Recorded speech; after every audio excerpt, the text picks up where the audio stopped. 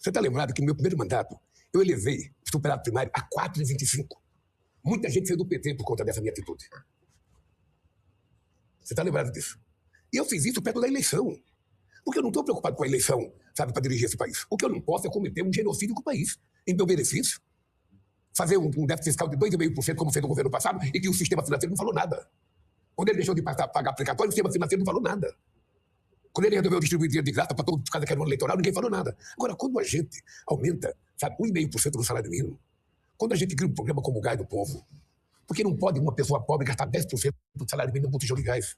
O botijão de gás é da Petrobras, é R$ 37, ele não pode chegar a 150 na casa das pessoas.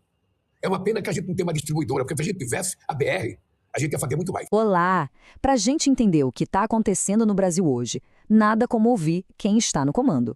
Por isso, hoje vamos mergulhar nas palavras do próprio presidente Lula para destrinchar a visão que ele tem do seu governo, dos desafios e do futuro. Tudo com base no que ele mesmo disse em entrevistas recentes. Agora é o ano da colheita. Essa frase, dita por ele, é o ponto de partida. Ela meio que resume toda a mensagem que ele quer passar. Depois de um período que ele mesmo chama de arrumar a casa, de consertar o país, ele está sinalizando que, olha, agora é a hora de começar a ver os resultados aparecerem. Então, para a gente organizar essa análise, a gente dividiu a fala dele em 5 grandes temas. E vamos começar, claro, pelo bolso, a economia na visão do Lula. Bom, quando o assunto é economia, o presidente desenha um cenário de plena recuperação. E para sustentar esse otimismo todo, ele se apoia em vários indicadores que, segundo ele, mostram que o Brasil está no caminho certo. E aqui estão os dados que ele joga na mesa para defender essa tese. Ele bate na tecla da menor taxa de desemprego da história. Fala que a inflação está controlada dentro da meta, que a Bolsa de Valores bateu recorde atrás de recorde e usa a palavra disparou para descrever a chegada de investimento estrangeiro. E aqui a gente chega num ponto central da discussão, que é quase uma briga de narrativos.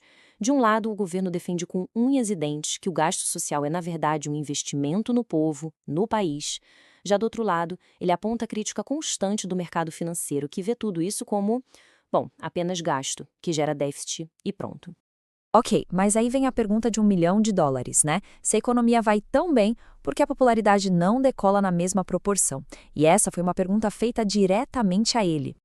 A resposta dele é basicamente sobre timing. É uma aposta na confiança.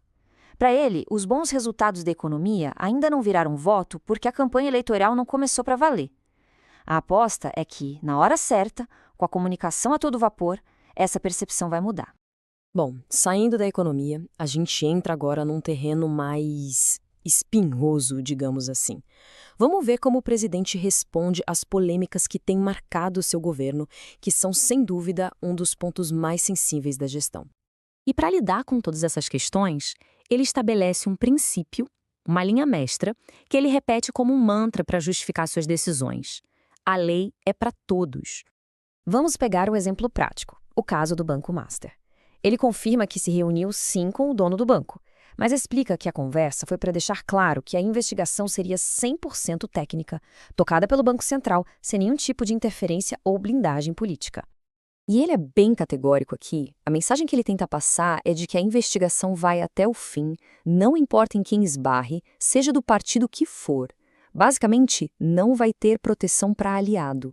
E essa história de polêmica fica ainda mais pessoal, chegando bem perto, quando a investigação sobre fraudes no INSS cita pessoas ligadas a um de seus filhos.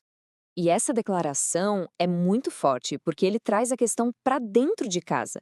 Ele está basicamente dizendo que aquele princípio, a lei é para todos, vale inclusive para a própria família, numa tentativa de mostrar que na conduta dele não existem exceções. Ok, já passamos pela economia e pelas polêmicas. Agora, vamos olhar um pouco para frente, para as propostas de mudanças mais estruturais que o Lula tem em mente para o Brasil. E um desses temas quentes é a reforma do Supremo Tribunal Federal.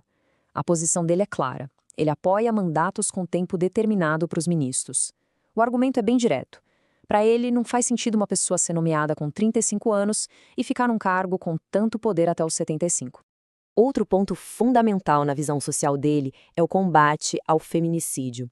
E aqui a proposta vai além de uma lei ou outra. Ele fala em um pacto nacional, um esforço que envolva todo mundo, de todos os poderes e principalmente que comece na educação, desde a creche. Agora, vamos mudar de cenário e sair um pouco das pautas domésticas. Como o Brasil se posiciona lá fora, no palco mundial, segundo o presidente? Um dos pontos que mais chama atenção na fala dele é sobre a relação com os Estados Unidos e, especificamente, a possibilidade de um encontro com Donald Trump. Ele descreve a intenção de ter uma conversa franca, sabe, direta, olho no olho, de líder para líder. E o que estaria na pauta dessa conversa? Bom, são temas bem pragmáticos, como parcerias na indústria, minerais, investimentos, segurança, mas ele faz questão de deixar um recado muito claro. A soberania do Brasil, segundo ele, é inegociável. E para fechar, a gente chega no assunto que, convenhamos, já está na cabeça de todo mundo: as eleições de 2026. Como o presidente enxerga essa disputa que vem por aí? A leitura de cenário que ele faz é a de uma polarização total. Ele até usa uma metáfora do futebol que todo brasileiro entende na hora. É um Corinthians e Palmeiras. Ou seja, na visão dele, o jogo político não tem espaço para meio termo ou para uma terceira via. É um contra o outro. Então, como se joga nesse cenário? A estratégia desenhada é a da comparação direta. A ideia é pegar o que o governo federal fez, principalmente na área social, e colocar lado a lado com o que os governos de oposição, como São Paulo e Minas Gerais, fizeram em seus estados. É um jogo de compare os resultados. Mas, no fim das contas, para além da estratégia política, o que ele acredita que está em jogo de verdade em 2026? O que está na balança para o país?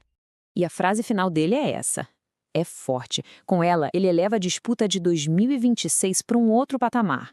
Na visão dele, não se trata apenas de um projeto contra o outro, mas sim da própria sobrevivência do sistema democrático no Brasil. É essa reflexão que ele deixa no ar.